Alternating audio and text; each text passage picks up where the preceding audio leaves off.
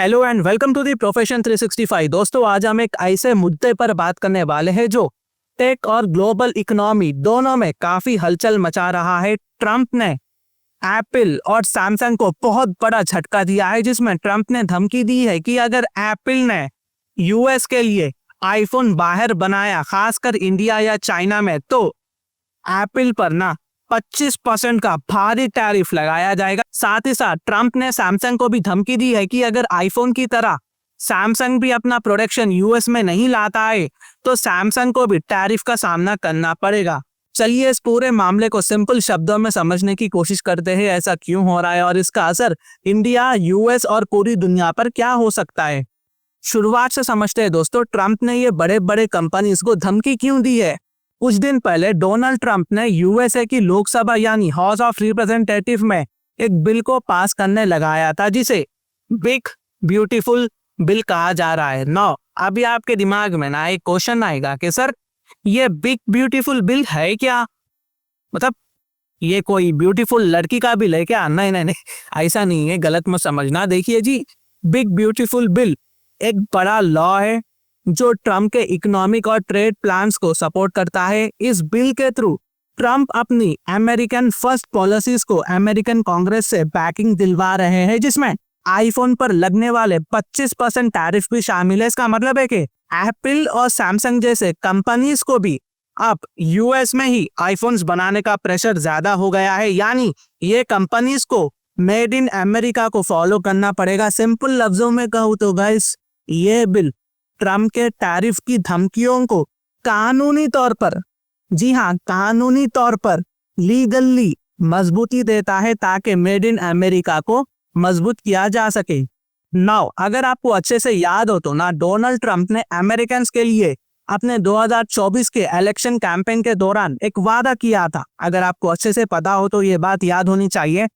या तो Donald Trump tax को पूरी तरह से यूएसए में खत्म कर देंगे, अगर ये चीज नहीं हो सकी तो डोनाल्ड ट्रंप इसे कम करने की कोशिश करेंगे ताकि आम अमेरिकन्स को फैसिलिटीज प्रोवाइड किया जाए, आम अमेरिकन्स के पास पैसा आ सके। तो ट्रंप उसकी ही तैयारी कर रहे हैं। ये सब कर इस बिग ब्यूटीफुल बिल में major tax cuts, spending cuts, border security funding और कुछ नए इकोनॉमिक मेजर्स भी है। बेसिकली समझने के लिए इस बिल में ट्रंप के 2024 के इलेक्शन कैंपेन के प्रोमिसेस शामिल है, ठीक है ना। अगर मैं और भी ज्यादा सिंपल लफ्जों में कहूँ तो गाइस, ये जो बिल है ना, ये जो ट्रंप ने बिल लाया है, ये यूएसए की इकोनॉमी और ट्रेड की पूरी स्ट्रेटजी को कांग्रेस से पास करवाकर आगे बढ़ाने का जरिया है। अगर ये बिग ब्यूटीफुल बिल से बिग ब्यूटीफुल एक्ट बन जाता है, अभी के लिए ये पास नहीं हुआ है, अभी के लिए जो यूएसए की राज्यसभा यानी सेनेट है वहां पेंडिंग है। अगर ये एक्ट में बदल जाता है तो यूएस मैन्युफैक्चरिंग को बहुत ज्यादा फायदा मिलेगा और इंपोर्टेड गुड्स पर टैक्स लगाकर लोकल इंडस्ट्री को यहाँ पर सपोर्ट किया जाएगा। ट्रम्प बेसिकली उसी रास्ते को साफ करने का प्लान बना रहे हैं। तो इसलिए कुछ दिन पहले डोनाल्ड ट्रंप ने एप्पल को डायरेक्ट टारगेट किया है। उन्होंने बोला कि अगर एप्पल अपने यूएसए वाले आईफोन्स इंडिया या चाइना जैसे देशों में बनाता है तो उन पर 25% का एक्स्ट्रा इंपोर्ट टैक्स यानी टैरिफ लगाया जाएगा। सैमसंग जैसे कंपनीज पर भी 25% का भारी टैरिफ भी लगाया जाएगा। ट्रंप ने एप्पल के सीईओ टिम कुक को बहुत पहले ही समझाया था और उन्हें मेंशन भी किया था और बोला कि उन्हें चाहिए कि, यानी टिम कुक को चाहिए कि जितने भी आईफोन्स यूएसए में बिकते हैं वो यूएस में ही मैन्युफैक्चरिंग हो।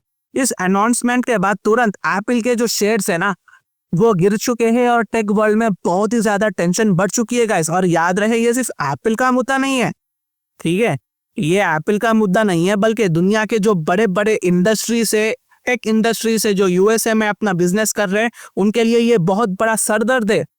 लेकिन इमेजिन करिए, क्या रियलिटी में ट्रम्प की डिमांड पॉसिबल है? सवाल ये है कि क्या सच में पॉसिबल है कि एप्पल अपने सारे आईफोन्स अमेरिका में बनाएगा? एक्सपर्ट्स का कहना है कि अभी के लिए ये ऑलमोस्ट इम्पॉसिबल है। क्यों?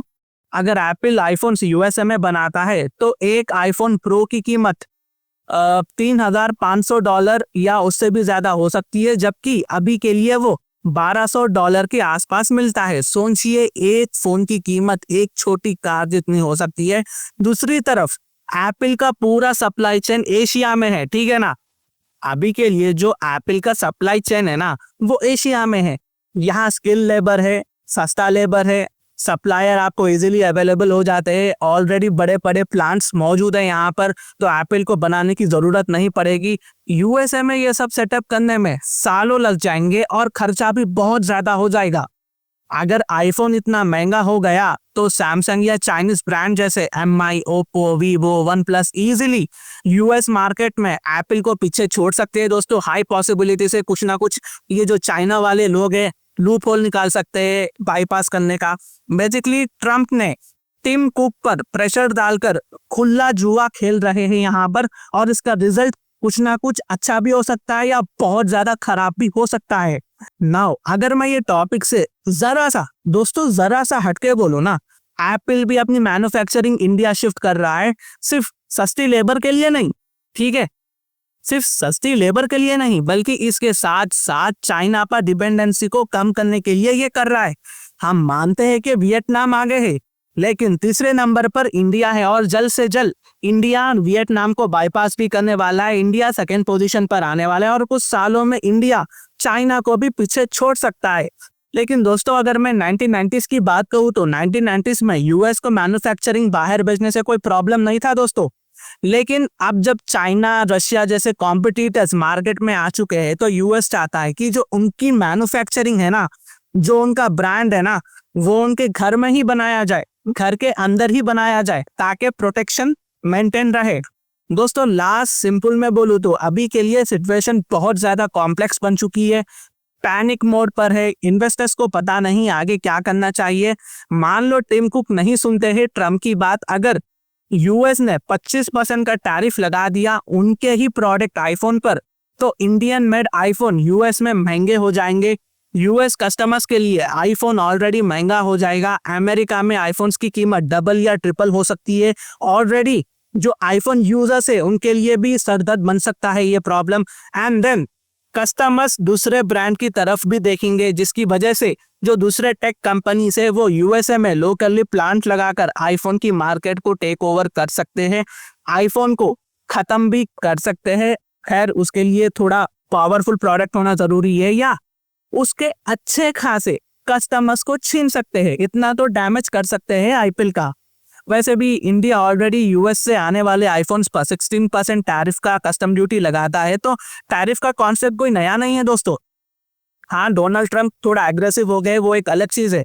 अगर ट्रम्प का टैरिफ लग गया तो असर बहुत दूर दूर तक सुनाई देगा, ये चीज को फील किया जाएगा। दूसरे ब्रांड्स को यहाँ पर मौका मिल सकता है एप्पल की जगह लेने का। छोटे छोटे देशों पर ये बहुत ज्यादा असर पड़ सकता है। वियतनाम जैसे देश जो स्मार्टफोन बनाते हैं उसकी मैन्युफैक्चरिंग को भी नुकसान हो सकता है। तो दोस्तों हो सकता है कि यहाँ पर Apple government to government direct बात करवा कर कुछ एक बीच का जो सोल्यूशन है ना, कुछ एक बीच का ऑप्शन है, कुछ सॉल्यूशन है बीच वाला, वो निकाल ले, ताकि अमेरिकन गवर्नमेंट, इंडियन गवर्नमेंट और एप्पल आपस में, तीनों को आपस में पैसा कमाने का मौका मिले। तो ये कुछ अपडेट्स थी जो मैंने आप तक लाया है। इंटरनेशनल अफेयर्स के लिए आप मेरे चैनल को सब्सक्राइब कर सकते हैं। Thank you for watching, thank you for listening and always God bless you all.